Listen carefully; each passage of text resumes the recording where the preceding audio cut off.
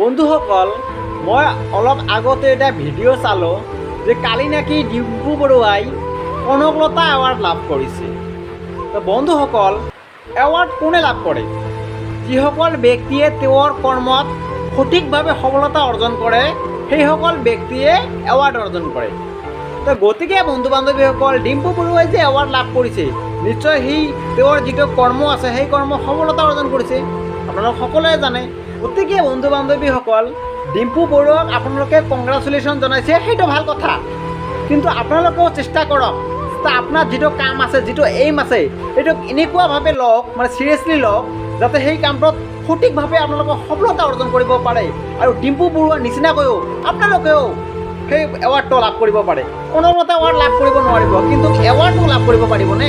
সেইকাৰণে বন্ধু বান্ধৱীসকল, মোৰ এই ভিডিঅ'টোৰ জৰিয়তে আপোনালোকক মই এটা কথা ক'ব বিচাৰিছোঁ যে আপোনালোকে নিজৰ এইমটোক, নিজৰ ফিল্ডক এনেকুৱাভাৱে চিৰিয়াছলি লওক যাতে সেই এইমটো ছাকচেছ কৰিব পাৰে।